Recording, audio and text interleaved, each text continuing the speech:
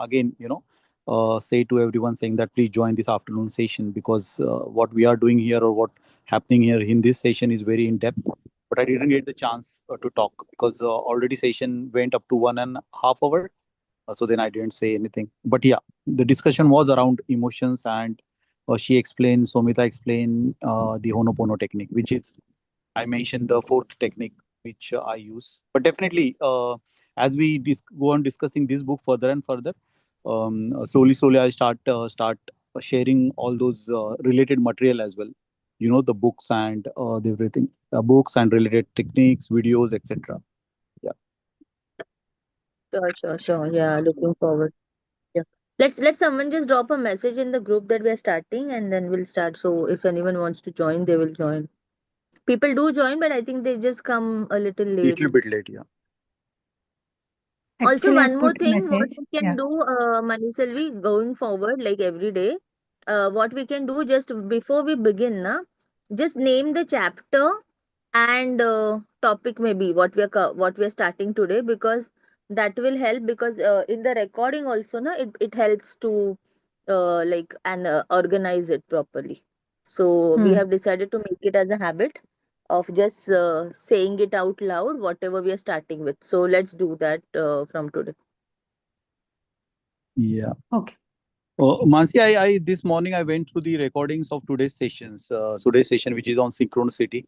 The session was awesome. So yeah, so we'll take something from there, like 40 minutes exactly. You finish 40 minutes reading, and then 20-minute discussion, and then you did, I think, 5 or 7 minutes of meditation. So yeah, so it the morning session went really well. Again, yeah, we need to just adopt that kind of this thing where 40 minutes for reading means enough time for everyone. Like Manaselvi, definitely she prepared a lot for this sessions. Definitely we like it, and it is actually taking. She is taking us beyond the book, which I really love. I actually last weekend I went through the recordings again and again, just to grasp the topic, because as I mentioned, this is the deep subject. So definitely we want to give enough time and justice to this book and whatever she has come up with.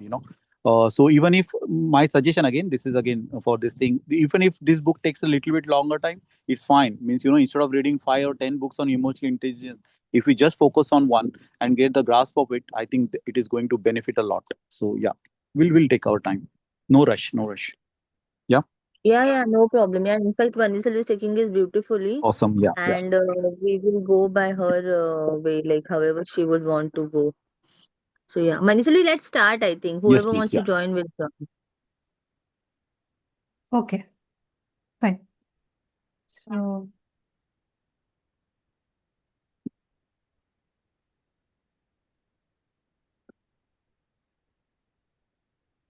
yeah. So last week we started with chapter 4 on showing up, and we reached till page read till page 57 partly. So we have to start from self-compassion. So far what we have read is just a brief on what stops us from showing up, or rather, how we are somewhere programmed by the society and by our evolution process, and by our very nature of being trying to be perfect. There is a hesitance to accept the self as it is, so we try to be more strict with our own way of looking at things for ourselves. So that's where now the point of self compassion is being put forth by the author, that why this is important, right? So I will start reading, and if anybody wants to join, please let me know. Yeah. Yeah. Self compassion.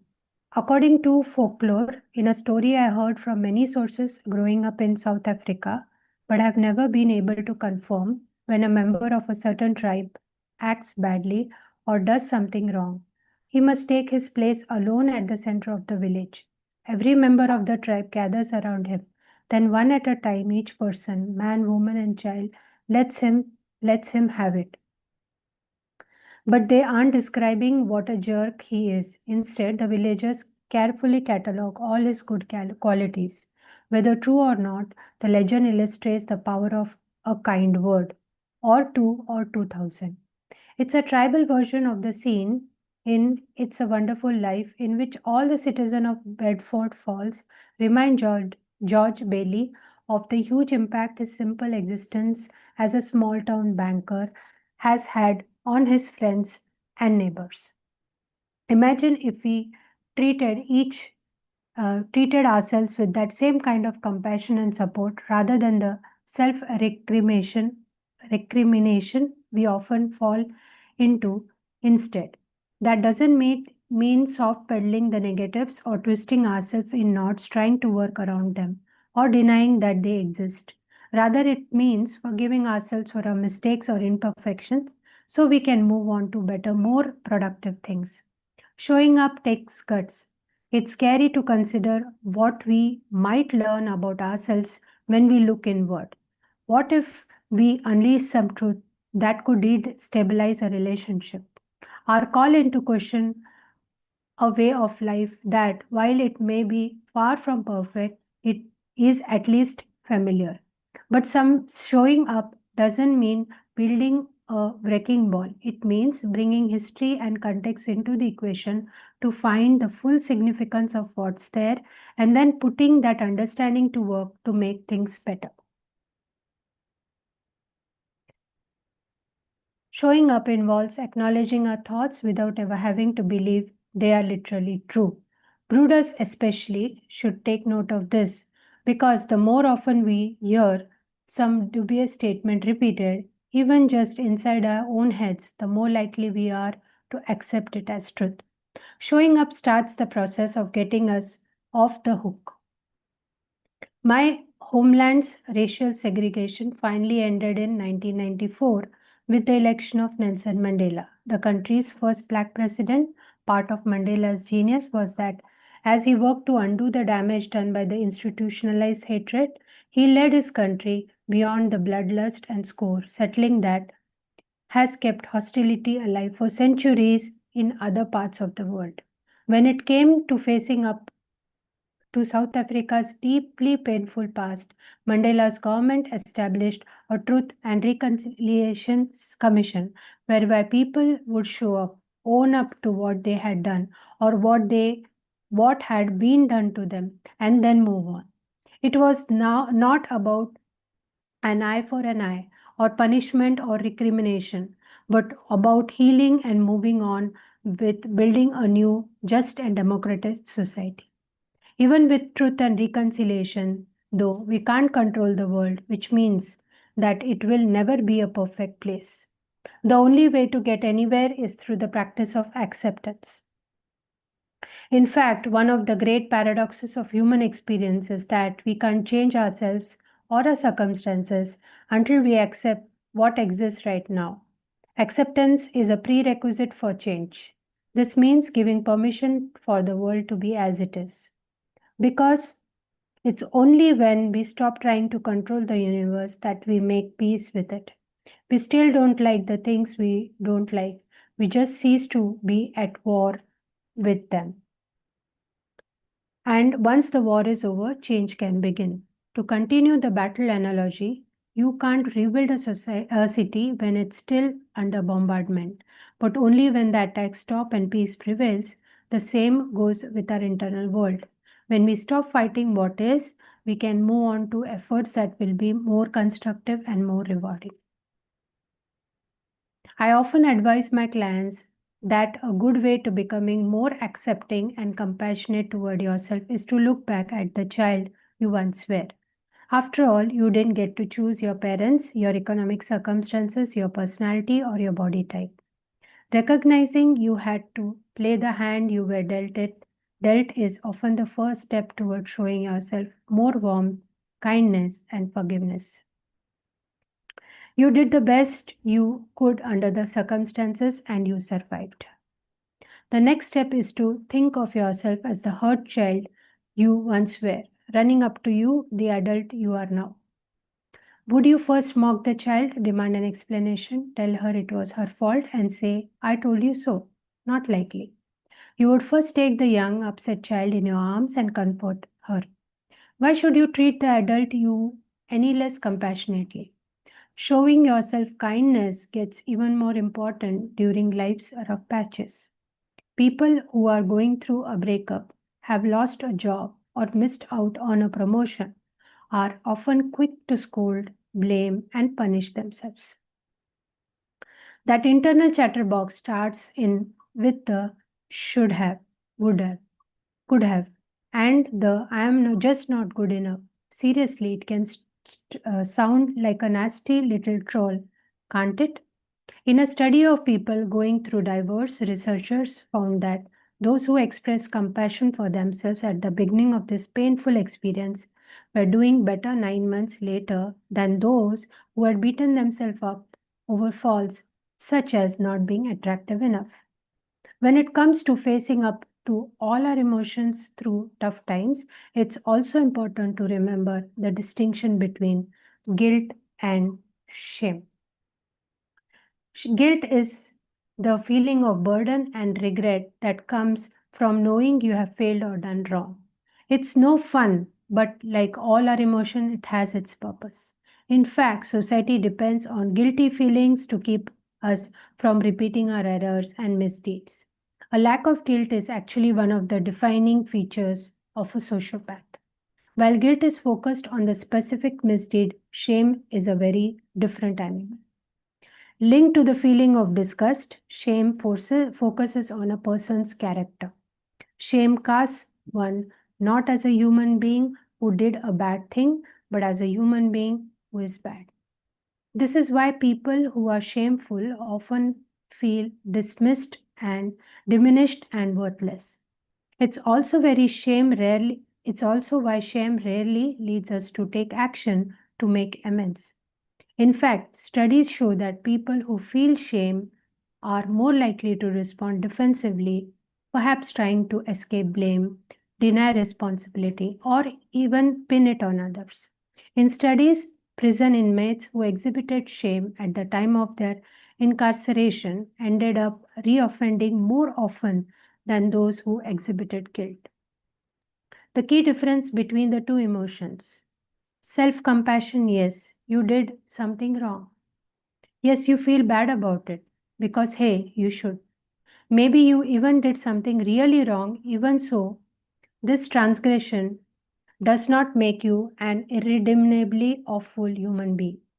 You can make amends, apologize, and get to work paying your debt to society, whether that means sending flowers or serving time. You can strive to learn from your mistakes and do better in the future. Self-compassion is the antidote to shame. If you suspect that showing yourself some compassion is just an excuse to go soft on yourself, here are some things to keep in mind. Self-compassion is not about lying to yourself. In fact, it's the opposite. It means looking at yourself from an outside perspective, a broad and inclusive view that doesn't deny reality, but instead recognizes your challenges and failures as part of being human. In one study, people took part in mock job interviews in which researchers asked them to describe their greatest weakness. The more self-compassionate people didn't downplay their weaknesses any more than anyone else did.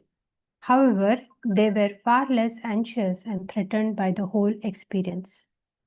Treating yourself with compassion is in fact at odds with deceiving yourself. You can't have real self compassion without first facing the truth about who you are and what you feel. It's when we lack compassion that we are more likely to develop false bravado and grandiose overconfidence in an effort to deny the possibility of failure.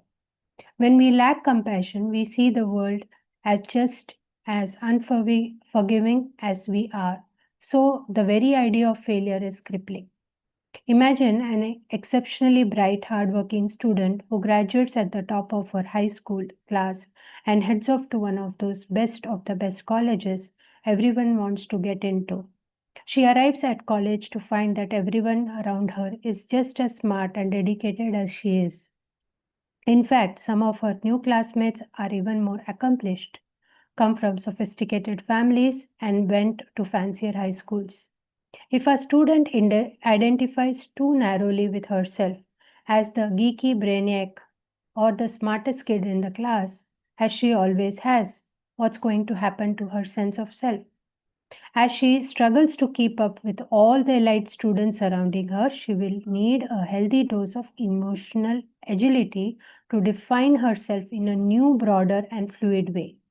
To do that, she will need to have compassion for her struggle as a small fish in a suddenly bigger and more competitive pond. Compassion gives us the freedom to redefine ourselves as well as all important freedom to fail, which comes within it the freedom to take the risks that allows us to be truly creative. Self compassion does not make you weak or lazy. Industrialized society, especially now that it's amped up with so much technology, encourages us to push ourselves to our limits. Certain professions, law, medicine, investment banking, business, technology, bake the intensity right into the job description. But even people in less competitive careers feel the pressure. We all now run faster, work harder, stay up later, and multitask more aggressively just to keep up. In this environment in which we are expected to approach life like an endless Ironman competition, showing yourself compassion can be seen as a sign that you lack ambition or don't care about success as much as the person next to you does. There is a misconception that you need to be tough on yourself to maintain your edge. But people who are more accepting of their own failures may actually be more motivated to improve. Self compassionate people aim just as high as self critical people do. The difference is that self compassionate people don't fall apart when, as sometimes happens, they don't meet their goals. It could be that self compassion actually sharpens your edge. After all, it's associated with health behaviors such as eating right, exercising, sleeping well, and managing stress during tough times, which is when you need to care for yourself the most. If it even strengthens your immune system, helping to ward off illness, while encouraging social connection and positive emotion. All of this helps you to keep on trucking and be your best self. Unfortunately, the postmodern, consumption driven environment in which we live is much more interested in selling us smartphones and big gulps than it is in advancing our physical or emotional health. One of advertising's basic jobs is to make us feel discontented, so we crave stuff, whether we need it or not, and whether or not it's good for us. Self acceptance and self compassion do not move the merchandise. So, what we are confronted with instead are relentless invitation to compare ourselves with others and inevitably to come out lacking. Previous societies offered encouragement and support of extended families and the stable social structure of small villages. We citizens of the industrialized world, however, often live hundreds or thousands of miles away from our nearest relatives.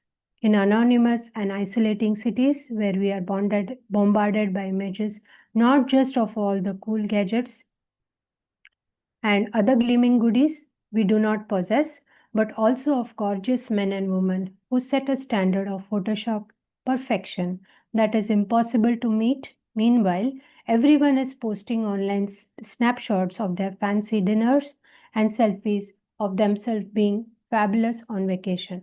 So each of us is constantly comparing ourselves not only with the rich, gorgeous, and airbrushed, but also with every other person we know, including the kid you thought was a dope in 8th grade, but who now drives around in a Lamborghini. It will come as no surprise to anyone that, according to the research, being exposed to people who are hotter, richer, or more powerful than we are, can stand our own self-image into the can send our own self-image into the toilet. It's called the contrast effect, and it means that while you may feel perfectly comfortable sunbathing in your Land's End Tankini at your family's place on Lake Okoboji in western Iowa, a stroll amid the thong-wearing models on the beaches of Rio de Janeiro or the Venice boardwalk in Los Angeles might be tough on the ego. Even more insidious, men rate themselves as being less in love with their wives or partners after looking at sexy magazine centerfolds. You might be content living in your tract house and proud of your husband who teaches special needs children. But you might be less so after running into your old boyfriend who's now a thoracic surgeon who volunteers for Doctors Without Borders and just published his first novel. Self-acceptance usually takes a big hit anytime we start making comparisons. In one study, the young men and women who had spent the least amount of time comparing themselves with others in terms of looks or intelligence or money also reported the least amount of self-blaming, guilt, and regret. The social comparison doesn't just bring us down when we come out of on the short end. It's a follow-up to the study just mentioned. Researchers asked police officers to compare themselves with security guards. Those who most wholeheartedly endorsed the idea that real cops were superior scored lowest on measures of mental health, such as sense of self and life satisfaction. It seems that once you start comparing yourself with others, even if you believe yourself the winner, you get hooked on one-upmanship and external validation to buoy your own sense of value. That's a losing game. Heaven knows there will always be somebody who has a faster car or flatter abs or a bigger house than you do. In a world that contains Tom Brady, Jennifer Lawrence, Nobel Prize winning scientist, best selling novelist, and 25-year-old billionaires, seeing your value in terms of comparison worthy product feature is a surefire way to make yourself miserable. So, in the interest of your emotional agility, here's my advice. Keep your eyes on your own work. Remember the phrase from your school days. Teachers used it as a warning to students not to cheat during a test. But it had a second purpose too, to stop you from second guessing yourself. Teleport yourself back to high school for a moment. There you are, taking a test with your two sharpened number 2 pencils and a head full of facts. You're working through the questions completely confident because you have studied all week. And then you inadvertently glance across the aisle and notice the super smart kid to your left. The one who always raises his hand in class has a completely different answer to one of the question than you do. That gets you worrying. Is he right? Am I wrong? I was sure the answer was Magna Carta. But that kid knows everything. Maybe the answer really is Bhagavad Gita. And then guess what happens? You change your answer and get it wrong. It turns out the kid isn't any smarter or better informed than you are. Keeping your eyes on your work is even more important when you are tempted to compare yourself with a person completely out of your league. Looking to someone whose accomplishments are just a notch or two above your own might be inspiring, but judging yourself against a true superstar or a once in a lifetime genius can be devastating. That's in part because we tend to focus on the end result rather than on what it takes to get there.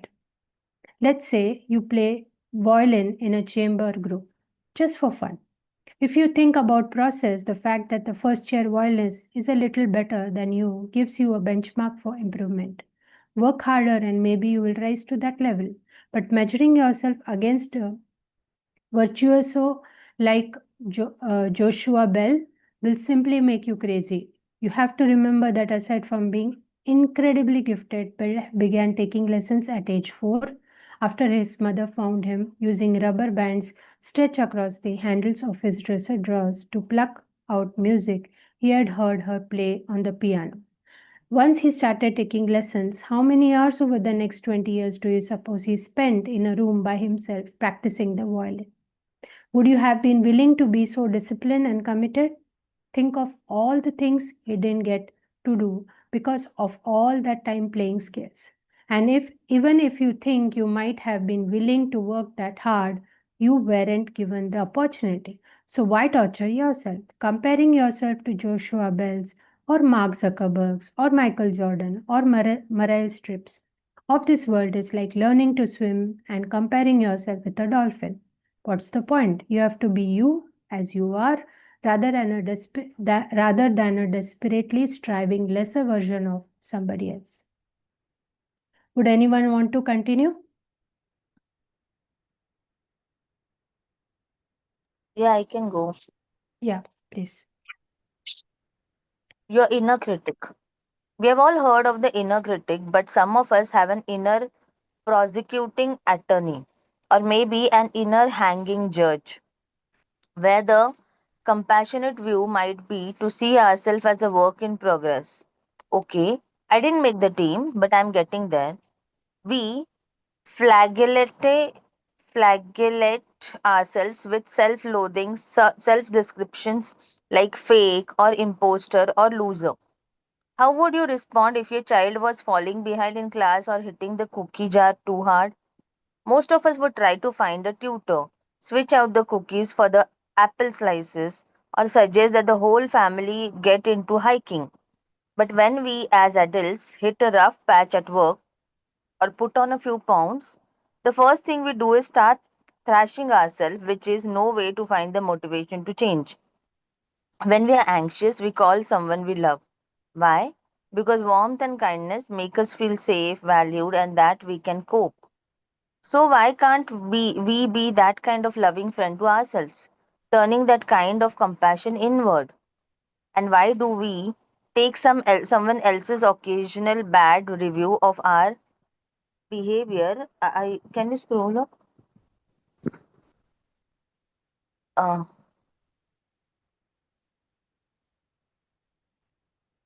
um, I missed.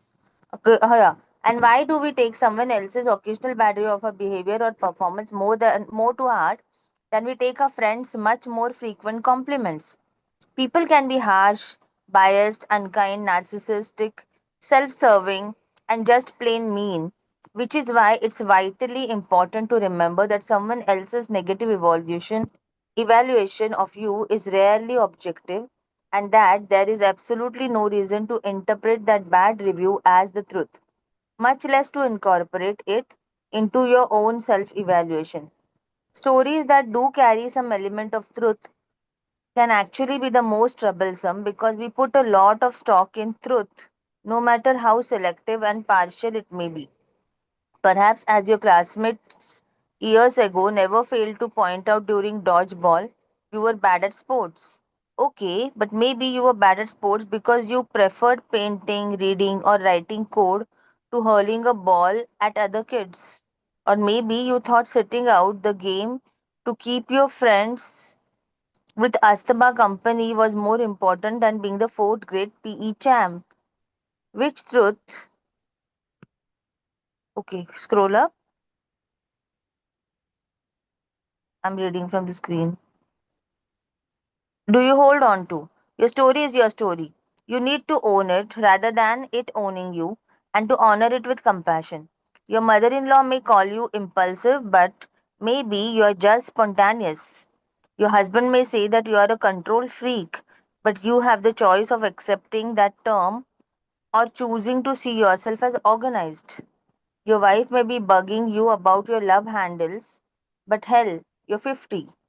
A little bit of belly fat is normal. The question is, in every case, how well does the evaluation serve you?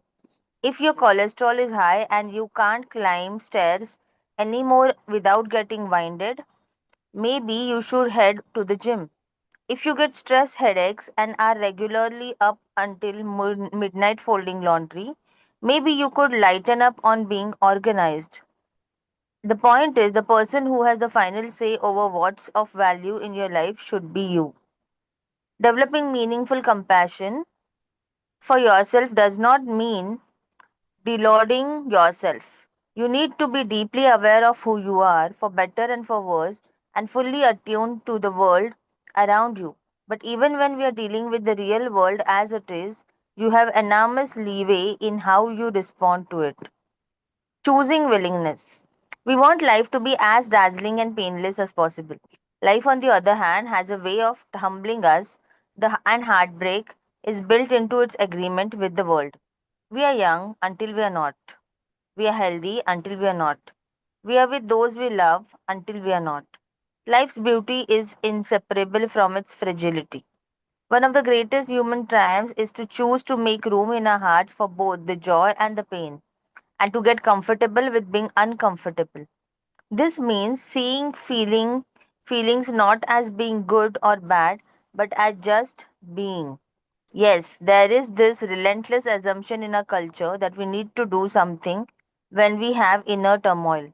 We must struggle with it, fix it, control it, exert brute force, willpower over it, remain positive, remain positive. What we really need to do, though, uh, though, is also what is most simple and obvious. Nothing. That is to just welcome these inner experiences, breathe into them, and learn their contours without racing for the exit. If you were trying desperately to quit an addiction to smoking, you'd expect to crave cigarettes for a while. The craving would be normal and physiologically best. So why would you be judgmental about it? In in fact, it's feeling the need to control a craving that can turn the craving into an irresistible compulsion, which is why an open acceptance, ending the tug of war by dropping the rope, is the way to go. You can't choose to or control your desires. You can choose whether you light that cigarette, eat a second helping of dessert, or go home with somebody you just met at bar. When you're emotionally agile, you don't waste energy wrestling with your impulses. You simply make choices that are connected to what you value. In one study, researchers asked participants who were trying to quit smoking to allow the intense physical yearnings, thoughts, and emotions about tobacco to come and go without trying to control them. The program centered on the metaphor of a car journey with the participant as the driver, heading toward a destination of personal importance, namely quitting. In the back seat are all the driver's thought and emotions, behaving like your bad influence friends from high school yelling, "Do it, go on, just one puff, and you'll never make it," wimp. Participants in the program allow room for these unruly passengers while continuing to drive towards their destination with their eyes on the prize. The participants randomly assigned to this willingness group, the ones who learn to open their hearts and willingly accept and allow the presence of the cravings without having to give in to them, were compared with those in other group in the gold standard smoking cessation program recommended by the National Cancer Institute. Sure enough, the willing divers group had a quiet rate that was more than double the other groups. Sometimes, in our struggle with difficult circumstances, we make things much worse for ourselves. We take raw pain and convert it into real suffering. After Teresa had a miscarriage in her mid 40s, doctors told her she would not be able to conceive naturally for or via a vitro fertilization, which meant that this pregnancy had been her last chance. That was upsetting enough on its own. But then, rubbing salt in her own wounds, Teresa told herself that she should get over it. That woman had miscarriages all the time, and that her trouble were her own fault for trying to get pregnant so late. She chastised herself for not focusing on trying to get pregnant so late. She chastised herself for not focusing on the many other blessings that gave her life meaning. Not surprisingly, none of this did her any good. What Teresa needed to do was show up to her sadness and disappointment, and be fully present with it. This meant acknowledging the true extent of her grief, saying goodbye to the child she had lost, honoring the memory of that life that would never be, and then allowing herself to fully experience whatever she was feeling. This would not necessarily mean she'd get over her loss or be happy about the fact that she had never given birth to a child of her own. but by confronting her pain and acknowledging it, and then by embracing every stage of her sorrow, she would be able to move through the experience, learn from it, and come out the other side, rather than being stuck, paralyzed by sadness. But to maintain this kind of equanimity, we do need some basic emotional equipment, including a nuanced emotional vocabulary. An infant screams because she can't express her unhappiness any other way. Any form of unpleasantness, hunger, a wet diaper, fatigue, elicits an inarticulate and overwhelming ball of distress which her parents may be able to interpret, but the folks in the next apartment can't. Over time, we teach our children to define and articulate their needs and frustration. We say, use your words, honey. Unfortunately, many adults still don't use their words to define and understand the experiences and the emotions surrounding them. Without the subtle differentiation in meaning provided by language, they are unable to make sense of their personal issues in a way that might allow them to got a handle on them. Merely finding a label for emotions can be transformative, reducing hugely painful, murky, and organic oceanic feelings of distress to a finite experience with boundaries and a name. Many years ago, I worked with a client named Thomas who had once been a senior executive. One morning, he had come into his office with a busy day ahead, only to suffer a seizure completely out of the blue. Thomas had no history of seizures, and after his doctors put him through a series of tests, they concluded it was highly unlikely he would give another. But Thomas started to be obsessed. Eventually, he became so crippled with the fear of having another seizure that he simply couldn't get on with his life. By the time he was referred to the community clinic where I worked, he was homeless. He had become so hooked on the certainty of having another seizure that he had stopped going to work. That's how he had lost his job and eventually his wife and was reduced to living on the streets. Each time I met Thomas, I greeted him with some variation on the usual. How are you feeling? But no matter how I praised the conversational prompt, he responded the same. Just a little bit of brother, bother, which left me incredibly curious. He was a man who lived on the streets in a state of near constant panic, but all he could say about his situation was that it was just a little bit of bother. During one weekly session, we got to talking about Thomas's mother, the only person he was still connected with. She had looked out for him after everyone else had given up, and he had visited her often at her nursing home. When I asked him how she was, he said, "It's been just a little bit of bother. She died." Oh my God. After this rather graphic demonstration of his inability to differentiate among his emotions, I realized that Thomas had a condition called alexithymia, which literally means no words for mood. People with this problem often struggle to convey how they are feeling and rely on vague, black and white labels like "I'm stressed." They are either fine or not so great. It's been like a black night from Monty Python and the Holy Grail saying, "This but a scratch," or "nothing but a flesh wound," every time it loses another limb.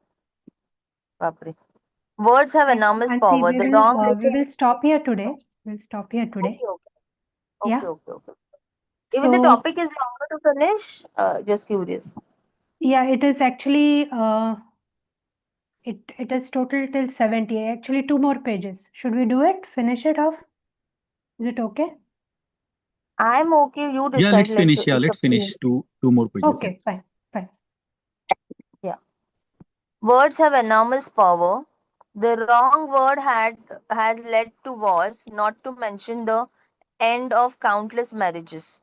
There's a world of difference between stress and anger, or stress and disappointment, or stress and anxiety. If we can't accurately label what we are feeling, it becomes difficult to communicate well enough to get the support we need. If a client says I'm stressed and I take that a face value, I might advise her to list out her priorities or to delegate more. But under the rubric of I am stressed, her real meaning might be I thought my career would be more satisfying than it is, and I'm disappointed with my life, which is a whole different ball game. When the truth of that struggle is laid bare, tips on delegating or setting priorities just aren't going to cut it. Alex- Alexithymia isn't a clinical diagnosis, but is a difficulty that millions of people struggle with every day, and it carries very real cost.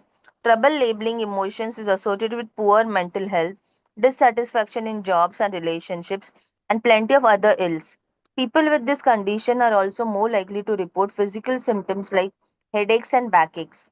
It's as if their feelings are being expressed physically rather than verbally. It's also true that sometimes when people can't clearly express their feelings in words, the only emotion that comes to the loud and clear is anger, and the unfortunate way they express it is by putting a fist through the wall or worse. Learning to label emotions with a more nuanced vocabulary can be absolutely transformative. People who can identify the full spectrum of emotions, who realize how, for example, sadness differs from boredom, just scroll up, or pity or loneliness or nervousness, do much better at managing the ups and downs of ordinary existence than those who see everything in black and white. Okay. Do you want to stop here? If the chapter No, is too big to fit. no, there is one more page, this one and the next one. So if you want, Okay, I so can do you want to read finish this. the chapter? Yeah, we'll finish it. Okay. No problem. I can read. You want to read? I Okay, don't mind. Maybe okay. you want to read? You can go ahead, Mansi. Okay. What the funk?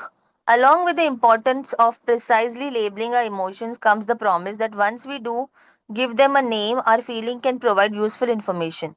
They signal rewards and dangers. They point us in the direction of our hurt.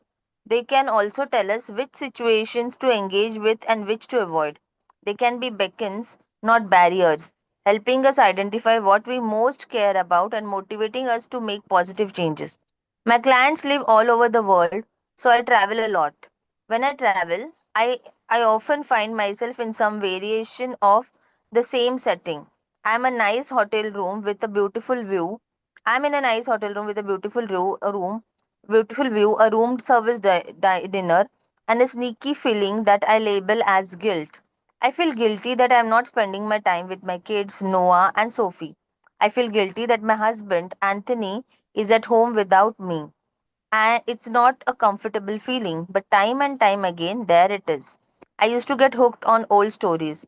I'm a bad mom. I abandoned the people I love, but over time, I have learned to show up, not only by identifying the feelings as guilt, but also by seeing how that feeling can be useful. I've realized that my guilt, but I've realized that my guilt can help me set my priorities and sometimes realign my actions. After all, we don't feel guilty about the things we don't care about. A good question to ask yourself when you're trying to learn from your emotions is what the funk? No, no, that's not a typo or a more explicit typo for a more explicit question. Funk is short for function. So, what the funk is shorthand for what is the purpose of this emotion? Okay. What is it telling you? What does it get you? What's buried underneath that sadness, frustration, or joy? My on the road guilt signals to me that I miss my children and value my family. It reminds me that my life is heading in the right direction when I'm spending more time with them.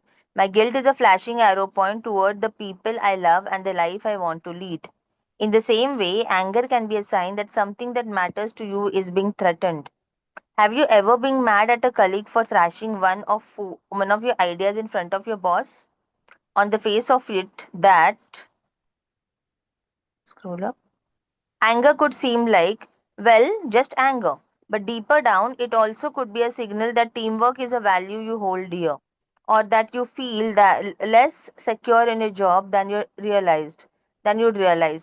Anger is no fun to experience, but the awareness is provided can it provides can be channeled into active steps. It can be a flashing arrow pointing you toward positive changes, like finding a new job or scheduling time for a performance review with your boss. Once we stop struggling to eliminate distressing feelings or to smother them with positive affirmations or rationalizations, they can teach us valuable lessons. Self doubt and self criticism, even anger and regret, shine light into those dark, murky, sometimes demon haunted places that you most want to ignore, which are places of vulnerability or weakness. Showing up to these feelings can help you anticipate the pitfalls and prepare more effective ways of coping during critical moments. If you can comfort both your internal feelings and your external options while maintaining the distinction between the two, you'll have a much better chance at having a good day, not to mention a meaningful life. You'll make important decisions in light of the broadest possible context. This requires the honesty and integrity to incorporate our experiences into a narrative that is uniquely our own, as well as one that will serve us, helping us understand where we have been so that we can better see where we want to go. Okay. Okay, done. So we can Yeah. stop here. We have completed reading of the chapter showing up. Yeah. So quickly, if we can summarize what were your key takeaways from this reading or any kind of new thing that popped up into your awareness due to this reading. Anyone would like Yes. to? Yeah. I can. So I just I had read a few listened to this few things before, but today it connected with it differently. So about this balance in emotions, about how she mentioned about balancing it through understanding it deeper and actually naming them. So this was a wonderful exercise. I feel this we should be doing it where we identify what we are feeling, being specific about it. Boredom versus anger to we know, but boredom versus sadness and things like that. And that disease, that that illness, that she mental health illness that she talked about, that was new to me completely. And basically I love the comparison, I love the initial part also where she talks about the comparison and how it affects us. This is what we talked about also, most of the part that we read in the earlier part of the session today, that I felt we already talked about it before in the earlier sessions, and it very much resonates with it, how comparison affects us. And I really love that ritual of the initial ritual where people just, if someone does some error, they actually make them stand in front of them and they actually praise that person, remind him of his qualities. I feel that is such a beautiful soulful exercise, and we should all make it a practice, or maybe just bring it in our lives, because many a times happens the other way around in the society, right? If someone does bad, that person is being abused, or at least reminded of those mistakes again and again, or treated in a different way. But this way I feel people will be actually making that person connect with their soul again, or connect with that goodness that is in them. So I love that exercise. So most all of it, whatever we read today, there were a lot of takeaways from all the parts that we read, and it was beautiful. So yeah, thank you, Maniselvi, again. That was my personal takeaway. And yes, I think this is all worth going back and just rereading so that we get deeper and deeper into this understanding. Yeah. Anyone else?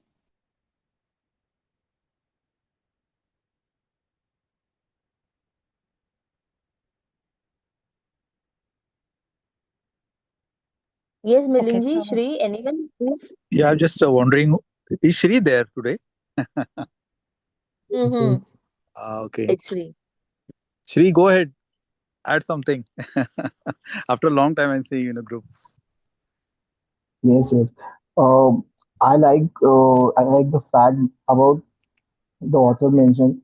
We just like whenever we get some feedback from the people, and whenever we get some what we say bad comments from the people, we get stuck on there, like from our childhood to the young age, whatever the bad patch or whatever the bad comments we got, we always stuck in that. And when we grow up now, we don't feel like we can overcome them. It's like a baby elephant who is stuck with the giant metal rope in the beginning. But as he grew up, he don't understand he can break that rope. And we are living in such things emotionally, because we are not emotionally free. We are not able to go ahead and do the things we have to do and use our potential. And express to ourselves is the first thing, I guess. So if we not express ourselves, we cannot express to the others what we really want, and what we really want from ours, like from self. If it is not clear, we are not able to get clarity from the others. How should they behave with us?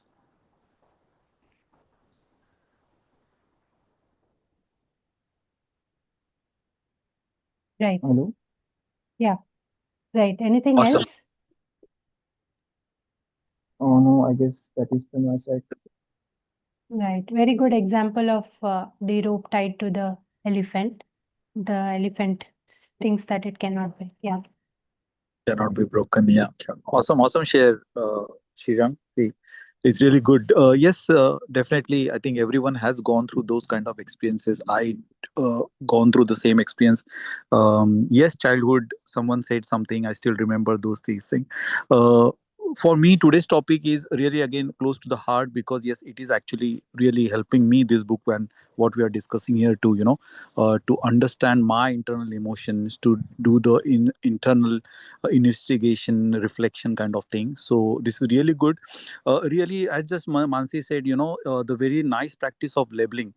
Again, I learned some point of time in my life, but the quick example is the Maniselvi, the paragraph which you shared from the book Big Magic, the fear. In that paragraph is written that okay, so the person said to fear that yes, you are with me in this journey, but you need to sit back seated. Okay, so you are not a decision maker, you are there, you are welcome in my car. So that example actually stuck me, and then I read that particular first book. So those type of examples really help because yes, fear is within me, I know this is the emotions, all these emotions. Okay, so I'm not denying this thing, I'm a human being, but the perspective which gave that example is yes, or the labeling is I'm not that feeling. So you automatically make that difference between those emotions and this thing, and these type of practices when you do daily, that's why that is the beauty of all these practices, EFT and all that, that they are so simple that no one wants to do it. कि या इससे थोड़ी ना कुछ होता है, ऐसे बोलने से थोड़ी ना कुछ होगा ऐसे. So we are so much into complex thing कि हम लोग ऐसे कुछ कॉम्प्लेक्स करेंगे या कुछ करेंगे, लाइक सिटिंग फॉर 2 आवर्स वगैरह वगैरह, कुछ सेमिनार वगैरह अटेंड करेंगे तो will get the results. That is absolutely not true.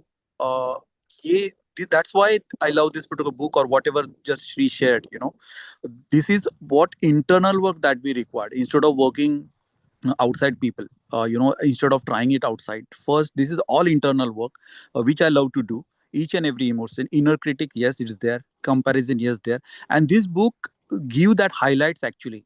So it is kind of blueprint from me, this book, just to check, read every line and then check whether what I'm doing in my life, how I'm handling this emotion, because I'm not my emotion, I'm not my mind, I'm not my thought, I'm something bigger than this one. Okay, so is that particular thought troubling me? Okay, like for example comparison. So this book in that way really helping me. And just a quick one, yes, at the beginning of the chapter reading, he shared the movie name, It's Wonderful Life. I'm movie fan. I watched that movie around last 30 years. I watched that movie around 25 to every Christmas I watched that movie. Again, a lot to learn from that movie. Very simple line, the hero, he thought that he's not at all useful, he's not useful to anyone, and he actually tried to suicide. And angels come as a savior, angels saves him. And second part of the movie, he understands that his presence in this life, just a presence makes so much difference in everyone's life. I really love that story, that's why I watch that movie every time, every year, that your presence is so important that you don't realize. So that is a learning from that movie. Again, the author says about the South Africa, there are two Oscar award winning movies. One is Slave, and there is one more movie which is on a teenage who actually gets a gun, AK-47 in his height. There is no education and all that. In both those movies, those are Oscar movies, means definitely direction wise. I again suggest don't watch those movies. Why I say don't watch? Because after watching those movies, only I understand what is actually slavery means. We just take this word because at the beginning of first chapter, this author talk about South African the conditions and this thing, hostile conditions there. We just read and we think, okay, recently war happened in India. We think that these are just a simple words: war, hostile environment, violence, and all that. But in those movies, it's really horrible to see. And after watching those movies or this thing, what author says is really, really, really, really correct, true. That actually, since we live in India, I live in many years in India. We are really, really blessed people, that we came up with such a strong and positive childhood. So I really feel grateful about it. So these books actually helps you to connect with yourself.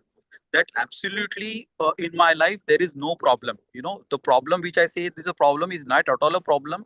When you see the way the other countries or this author, the author which came from those countries, when you watch those realities and documentary, you realize that you are really blessed that you are from India, so in such a safe place. And since I'm living in UK, the numbers of wars happening, Ukraine, Israel, Iran, and all that. It's horrible situation out there. Okay, but again, it is your perspective how you live your life. And these books actually helps me to reconnect to myself again.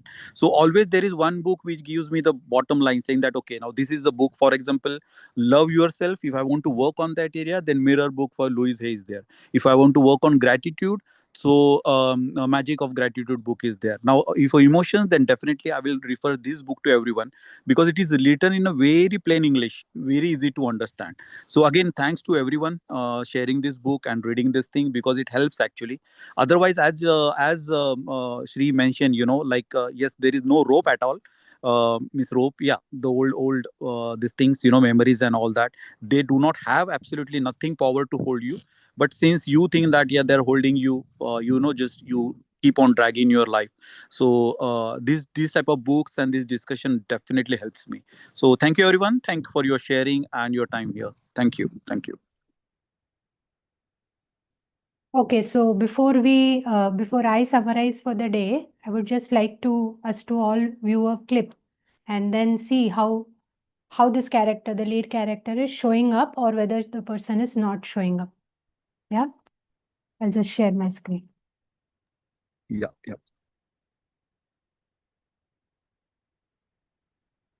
I've identified that this was a part of the movie Thappad.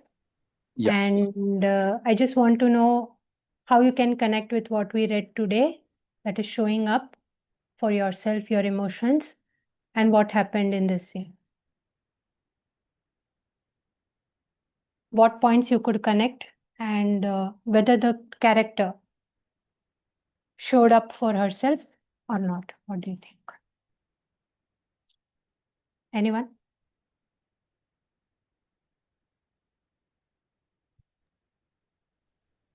Yeah, Sylvia, definitely she stood up for herself, even if it is just a thappad, as the lawyer explains her that छोड़ दो इसे, it is not a big deal.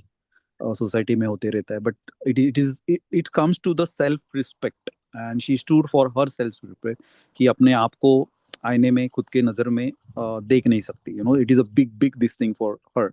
So definitely lawyer gives her the three options and all that, so she go up to that extent. Okay, this is what trailer says, which is what she said. Okay, but bottom line for me, take away from this small release, again from my experience, I'm telling you, once you stood for your self respect ना in this situation, ऐसी situation जब life में आती है कि you feel something और दुनिया कुछ अलग सोचती है, they have their own options and all that, but when you stood for yourself, then it is a battlefield. मैं बोला था like I'm little bit this thing here, but then it is a battlefield कि once you stand for yourself, फिर सामने कोई भी हो और कुछ भी हो जाए, then you have to stand to yourself, then आप back out नहीं कर सकते. That is again, I'm little bit overreacting maybe, means that is what I'm feeling now, but that is what my true this thing कि self respect के लिए अगर कोई point भी कितना भी छोटा पॉइंट हो, अगर आप खड़े हो गए, then there is no back out. आपको back out कभी करना नहीं है. Okay, and the after that, to the victory that you get, I don't know, I haven't seen the movie complete. A victory I get that is fully satisfying throughout your life कि आपने उसके against ये किया. It may be injustice, but that's it. अगर आपने तभी back down नहीं किया, then it is a victory and you feel very satisfied throughout your life. Just a simple addition from my end. But yeah, that's true. For me. Okay. Anybody else? Yeah, thanks, Milind. Anyone else? Like to know your views as well. Means everyone's, yeah.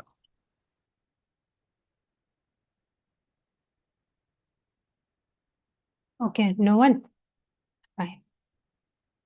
So okay, any connection you could see between the two?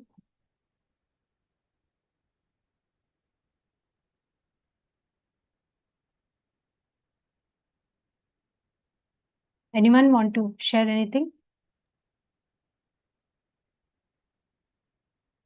Yeah, good afternoon. This is Manish.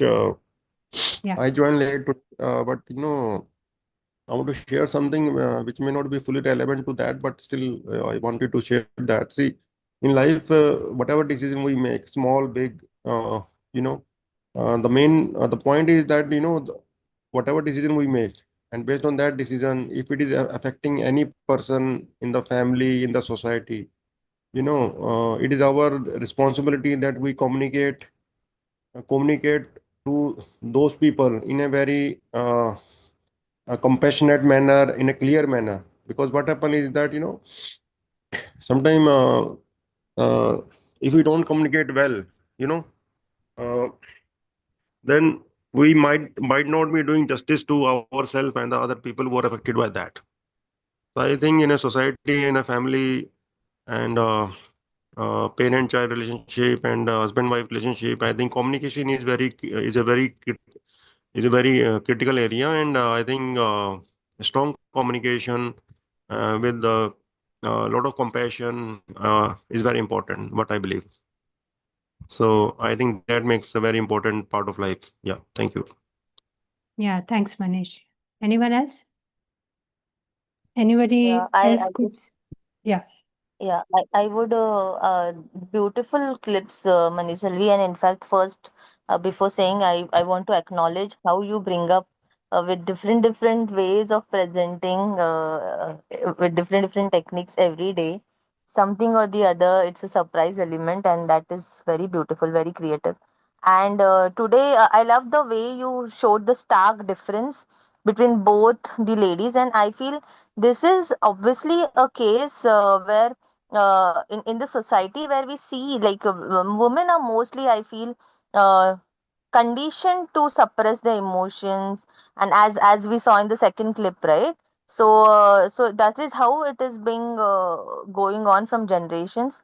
And I feel even men for that matter, like now we see that many men are also not so expressive because this is how it is, like we are not really taught to embrace our emotions so authentically. We are just taught and conditioned to just be the good ones, or like just wear on the mask and go on, because that's how it is and that's how it should be, is what the belief is been ingrained in us, is what I feel. Just to keep things smooth and just to keep the peace and things going. But then, and I have also understood now that all the diseases also that people experience and face are the result of all the psychological separations that we keep doing to ourselves through everything. So yeah, that is what I wonderful clips, and could relate with them both very much. Yeah. So who do you identify as a bottler and who do you identify as a brooder here? So I did not see anyone as a brooder over here, but her mom was a bottler, I feel, because she suppressed all her emotions and her feelings. And I feel Tapsi Pannu was basically standing for herself.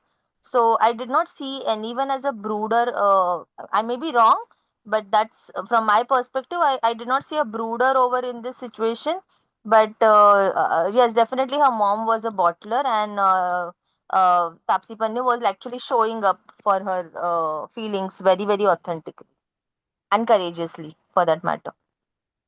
Okay. Anybody else would like to add here? Anything? Manselvi, Anything seeing this in both these the two yeah, clips? in the Yeah. both the clips, if you see the whole setup is from Indian culture. Definitely, as Maniji mentioned, that communication is required. But if you see Tapsi Pannu in that movie, or even if you this thing, they are well educated, well loving each other kind of couple. But in setup of that party or something, he just slapped her. What the reason? What the trigger point for him? Because he always feels as husband he has some kind of rights over her. So in India, that culture is always there, that husband has upper hand over the ladies or the women's. Okay, and that is a generation and generation. That is not something this thing. Now the situations are changing. So what Maniji said, or what we are saying, discussing here, that communication will help. We need to communicate and all that. That is not that simple, because now the situation are improving. We say improving, but actually not. Okay, girls are more this thing than male. Okay, I have seen many such examples. And if you see the European countries, here females are these are so dominating over their husbands, and they are facing all those problems, which still Indian this new generation is not realizing. That definitely it will come after 10 years in India. But I can see in my surrounding, or my colleagues and everything, their wives are so dominating, because they are multiple fold earning compared to this thing, compared to their husbands. And their husband do not have a single voice. Okay, I have seen that. So it is for me, since because I live in both the countries, I see the difference why it is like that. So even if in future the communication and this thing, it is still communication, as in the chapter we discussed, that we are what for communication, what we use the words. And still words has the limitation. Words has, emotions are very bigger than this thing. It's useful to use the words and labeling and all that. But emotions has a very higher energies and power compared to the words. Once person is out of emotions and all that, no, like these are the practical examples you are shown in the clip. Okay, standing against the society is not a simple thing. Means there are live example in my around my family members. One of the husband is very abusive every day. She calls my wife every day. It's not that simple that communication will resolve that, and it is going for years. Okay, so yes, definitely it's good that we are discussing here, we are learning something, we are improving in ourselves. But to implement that in a society, saying someone in front saying that okay, you need to communicate with your husband, that is not that simple. I'm just a little bit practical examples I'm giving, but that is the truth. It's improving. People are this thing, but new generation and all that, if they are just blindly following the countries, the outside countries culture and all that, it's really dangerous. Means I've seen those examples, like there is one of the husband last year, husband did the suicide. Okay, and his wife, next day, she just went to her parents with her kids next day. Okay, and there is a lot story around it. So when you see this type of example, definitely there is a huge story around it. It is not just a husband, the suicide thought come into his mind and he just did the suicide. No, there is a lot story behind it. So emotional, this thing is not at all a simple this thing, to analyze and come up with simple kind of practical solutions to it. Definitely these techniques help, but everyone needs to implement that in their individual life and see the benefits. But yeah, that's what I feel. Thank you for sharing. But yeah, thank you. I Yeah. just want to add something here, Manish. Like Yeah, please, since our please. discussion is going deeper, so what I have also observed around me, it's also like sometimes what happens, especially even in Indian society, what we feel that abuse is only considered when it is a physical abuse. Like even in the movie that we're talking about today, Thappad also, it's like of one the physical act that happens, right? Something that is physical, that is an evidence. But many a times I have seen that there is no physical abuse, but there is a lot of mental abuse that is also happening in the society, in the houses. Like the things like ghosting, narcissism, and so many other things are happening, which actually derails a person in a very big way. And the identity of a person literally collapses. And I have seen people, and I've known families where people are not on talking terms, living in the same house for like months and years now. Like, and that is not normal, like to be having a atmosphere like that and an environment and to stay that way. uh, I think it's not healthy, but I feel that is not really considered in our society as an abuse yet, honestly. So that is also one point where I just wanted to bring about that sometimes when we talk about abuse, and I feel the impacts of such abuses are maybe even stronger because you don't have anything to show, or you can't talk about it openly, or nobody really understands it because maybe they have never experienced or gone through it.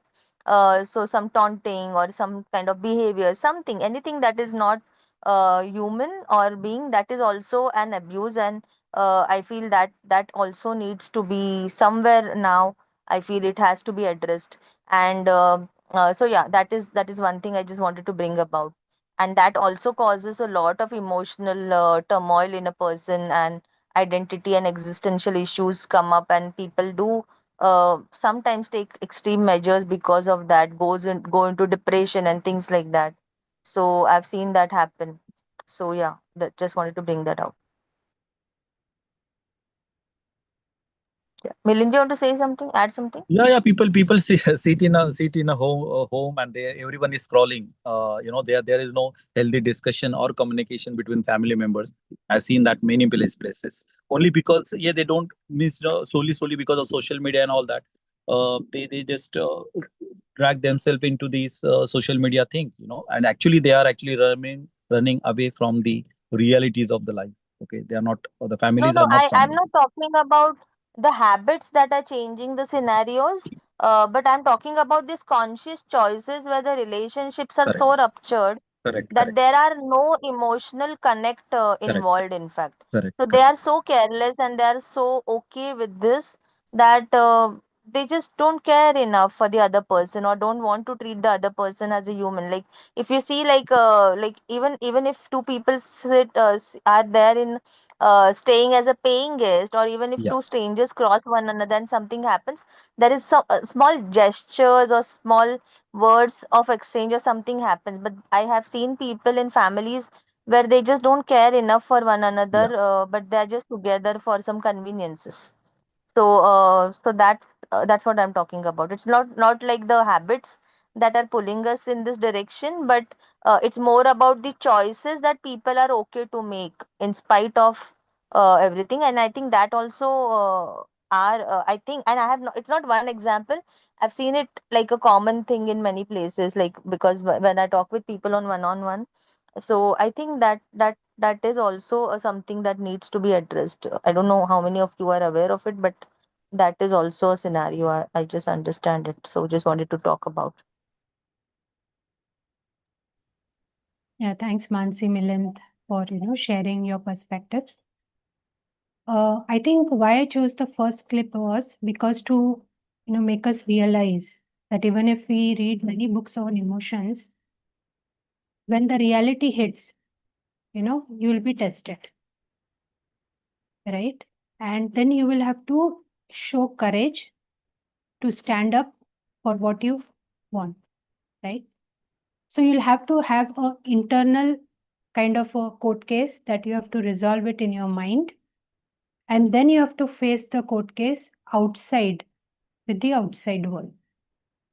So that is the contrast, if you see, that will come between the first and the second clip that I showed. The first clip is like once you have made a call, how do you face the reality with the outside world? Are you ready to answer the questions that would they pose? It might be the expectations the society has. It might be what others expect from you in specific, that the family, or what is the key holders in the discussion or the situation, what are their expectation, if they are overpowering, how that dynamic works, right? So the first was the fight between, once you make a decision, how do you actually implement it? How do you show courage? You have the clarity as to why you are doing it, and then make a decision to go ahead, because it's not just showing up at the first part of it. When there is a court case within your mind, it's also showing up when there is the court case going on outside with the outside world as well, in reality, in the world we function. So that's the contrast I wanted to build. In the first thing, if you see, the Tapsi was actually building up this for quite a while. She was actually not very respected in her thing, but she just let it go, let it go, let it go. And this finally, this one thing was like hit the level where it crossed every limit, and that's where her realization. But the courage that she showed to be very clear as to what she wants to be in life. The words will be very flowery, but if you see, as Milanji said, in practical life, it is not black and white, it is gray mostly. And my experience is that we can have a number of talks on books, motivation, share knowledge. But when it comes to practical reality, really we are shown our real faces, and that's where the challenge arises. So we have to understand, we have a limited understanding of things, and when we actually go into life, it may be much different than what we might be actually anticipating out of it. Right? The second clip, if you see, is the internal war that we have. We assume something and we have believed that for all of our lives, right? Leaving the context of the particular case that in question, that lady believed that this is the only way out. This is the only truth that can be seen. This is the only thing that can happen. There is no way there is a second opinion. So this kind of a blindfold, gets opened up only in certain events. So eventually, if you see in reality, there are certain events to shake you up, to wake you up, and also to make you realize where you stand in life, right? At the same time, emotions becomes the guide here. Emotions become the database where you can take the signal, and from taking that signal, you can learn from life. Actually, you learn from life only when you pick up the signal, when you pick up the learning from that. Otherwise, it doesn't work as a feedback. It works more like a sting. It works more like a shameful thing. And that is what it is. It becomes. So if we really want to take a feedback from life, then we have to pay attention to emotions. At the same time, life cannot be like you are fixed in one emotion or one situation, but one event, one belief. You'll have to move on. We'll have to be practical. We can't be just sitting in one kind of an understanding of the real world. We'll have to be moving on. There are dynamisms which come, there are changes that happen, and we'll have to grapple with it. The most impactful point today I felt was how she could clearly bifurcate shame and guilt, right? We actually mix both, or I understand I used to mix both of the things, but she said shame is so and so, so never shame a child, never shame any other person, is what I got a point there. And as far as guilt, take it to the healthy limit, don't overindulge in that, right? And also she said that certain emotions like grief has some time of, for them to, for us to actually be into that emotion, but then we'll have to finally let go and move on. All this is what is basically we are living in a setup, an environment which is built, and structurally Susan has actually said in this book how our environment, how our culture, how the myths, how the stories, how our mythologies, how our stories which are coming from age old have been shaping us to be what we are, how the industry around and is making us compare things. So somewhere the self-compassion also becomes easier because we understand that there are so many anchors which are holding us back, and it's not our only misunderstandings that we have in life, but these are the anchors which hold us tight and don't allow self-compassion or emotional agility for the matter. So when we, even if are not able to unhook from all that, if we at least realize that these are the hooks, we at least can set boundaries as to how much we can function within these, within these ideas that are being projected on us, right? And definitely this opens us to the thing that there is not good and bad, something that works and something doesn't work anymore. So truth, again, she says, is partial, and sometimes it becomes selective. You have to also sometimes later listen to your inner critic, and we cannot totally do away with it as well. We have to somewhere choose freedom. So if we choose freedom, we have to really be sure that freedom is what we have to get. Because if you see, even if a person getting enslaved, he will get programmed to not use his mind and just obey orders. So at some part we are still slaves to the old thought process, the limiting beliefs, and somewhere we are free. So we have to keep on questioning us, how much freedom do you really seek, and how much freedom the environment around, the situation around is giving you. So there has to be a balance, right? Because reality is not as black and white, and it will not always allow you to do what you can do. So it's like practically bringing you down. That showing up is not very easy, but it's not difficult as well, right? Because as I said, there's a court case within which you can settle and then decide, okay, since the things are out of my control, I can understand this is what I want and see how other things I can do to meet the requirement. Because the reality, that is the outer world, is much more different and is not matching my life, right? So this chapter was, I think, very beautifully designed in the way that she gradually took us through each point which is relevant, and giving ample examples, and then finally concluding that if you're clear on your purpose, if you're clear on your values, and then you can define your boundaries and then set new rules to your life as well. So thank you guys for being around so far, and thank you for Thank you. Thank you, for your everyone. discussion. Yeah, thanks everyone. Awesome discussion. Thank you, Maniselvi. Your words are so beautiful. Like it's like they are etched. They get etched in the heart. So thank you so much. They connect very well. So you have really a gift of this. So please protect it, and we would want to see more of you like this. So yeah, thank you for being here for us. Thank you. Yeah, thank you. Thank you, everyone. See you tomorrow. Thank you. See you tomorrow. Bye.